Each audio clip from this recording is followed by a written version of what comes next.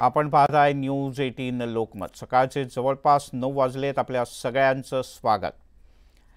एक मोठी बातमी हाती येते। या क्षणाची सगळ्यात मोठी बातमी। पुण्यातील बावधन परिसरात एक हेलिकॉप्टर कोसळलाय। पुण्यातल्या बावधन परिसरात एक हेलिकॉप्टर कोसळलाय। बावधन बुद्रुक या भागात हे हेलिकॉप्टर कोसळलं असून प्राथमिक माहितीनुसार 3 जणांचा या अपघातात मृत्यू झाल्याची भीती व्यक्त करण्यात येते। या परिसरात आज पहाटेपासूनच अतिशय दाट धुकं होतं आणि शक्यता अशी आहे की या दाट धुक्यामुळे पायलटला रस्ता दिसला नाही आणि हा अपघात झाला। अर्थात हा अंदाज आहे किंवा ही शक्यता आहे। ऑक्सफर्ड गोल्फ क्लबच्या हेलिपॅडवरून या हेलिकॉप्टरनं उड्डाण केलं होतं। घटनास्थळी पोलीस दाखल झाले असून तातडीनं मदत कार्य सुरू झालंय।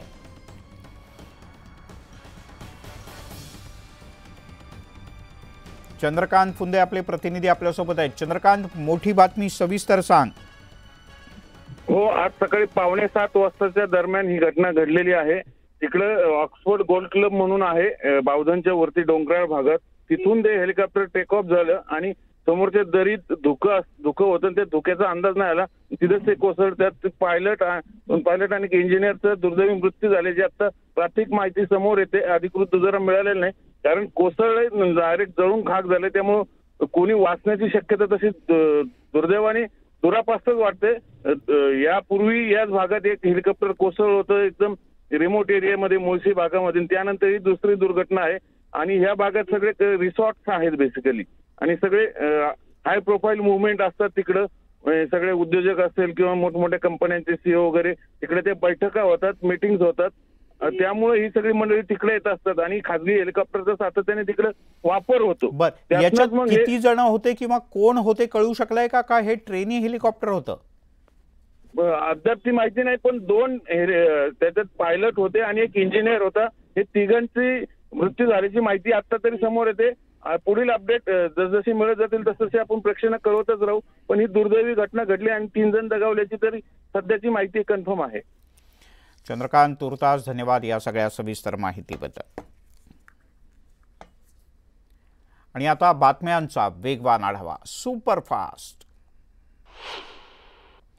शहापूरमध्ये बाळासाहेब थोरात यांचे भावी मुख्यमंत्री म्हणून बॅनर कार्यकर्त्यांनी लावलेत। बॅनरची सर्वत्र जोरदार चर्चा आहे। दापोली शहरात शिवसेना शाखेचा उद्धव ठाकरे गटाकडून शिंदे गटानं ताबा मिळवला। यानंतर पहिल्यांदाच रामदास कदम यांनी शिवसेना शाखेला भेट दिली। यावेळी त्यांनी विधानसभा निवडणुकांच्या पार्श्वभूमीवर प्रभागनिहाय आढावा घेतला।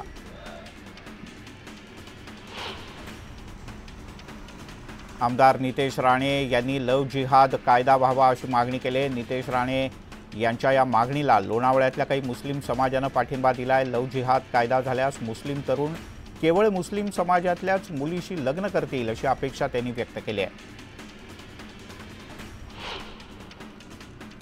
शरद पवार गटाचे उमेदवार अशोक बापू आणि अजित पवार गटाचे इच्छुक उमेदवार शांताराम बापू या 2 बापूंसाठी शिरूरच्या मैदानात 2 पवार उतरले आहेत। शरद पवार गटाचे आमदार अशोक पवार यांना आव्हान देण्यासाठी अजित पवार गटाचे शिलेदार शांताराम कटके हे मैदानात उतरण्याची शक्यता आहे। भाजपचे आमदार योगेश टिळेकर हिंदू बहुजन सन्मान यात्रा काढणार आहेत।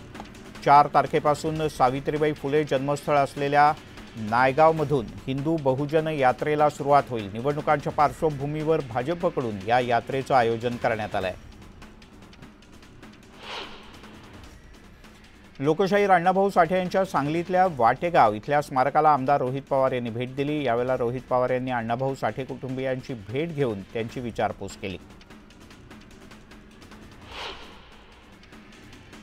माजी खासदार संजय काका पाटील यांनी खासदार विशाल पाटील यांच्यावर जहरी टीका केली आहे। रंग बदलणाऱ्या सरड्याला देखील लाज वाटेल असं काम सरडा म्हणजे विशाल करतोय अशा शब्दात संजय काका यांनी विशाल पाटील यांच्यावर टीका केली।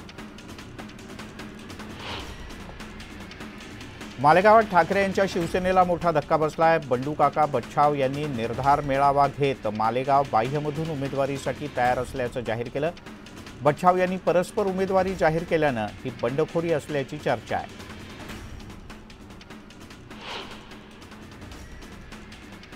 राज्यातील गरजूंच्या पर्यंत प्रबोधनातून शासकीय योजना पोहोचाव्यात असं आवाहन मुख्यमंत्री एकनाथ शिंदे यांनी केलं। देशी गायींना पालनपोषणासाठी प्रतिदिन 50 रुपये आणि राज्यमातेचा दर्जा दिल्याबद्दल कोल्हापुरात मुख्यमंत्र्यांचा विशेष सत्कार करण्यात आला। यावेळी ते बोलत होते।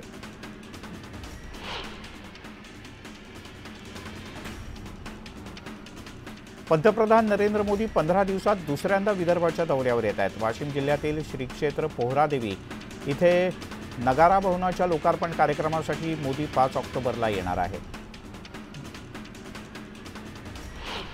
पुण्यात भाजपचे विधानसभा उमेदवार ठरवण्यासाठी गुप्त मतदानाची प्रक्रिया पार पडली। मात्र या बैठकीत अनेक कार्यकर्त्यांना डावललं गेल्याची तक्रार आता समोर येऊ लागली। पुणे शहर भाजपातल्या पक्षांतर्गत कुरघोडीचं राजकारण त्यामुळे चव्हाट्यावर आलंय। चंद्रशेखर राव यांचा राज्यातला पक्ष शरद पवार यांच्या पक्षात विलीन होणार आहे। येत्या 6 ऑक्टोबर रोजी बीआरएसचा हा प्रवेश पार पडेल।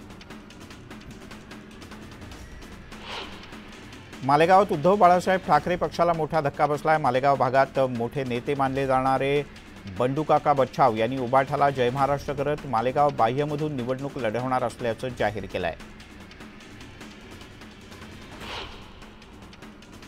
एक मोठी बातमी हाती येते ती म्हणजे महाविकास आघाडीच्या सलग 2 दिवस जागा वाटपावर बैठका पार पडल्या आहेत आणि या जागा वाटपावरची चर्चा आता पुढच्या टप्प्यात पोहोचली आहे।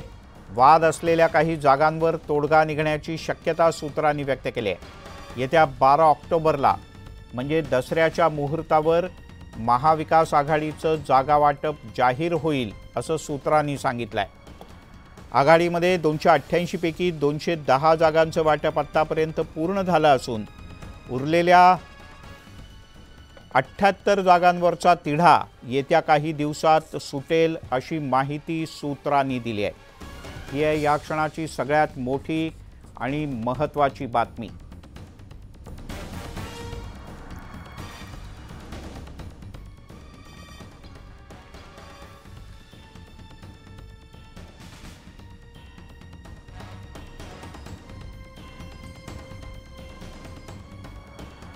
दिवशी महाविकास आघाडीचं जागा वाटप जाहीर होणार।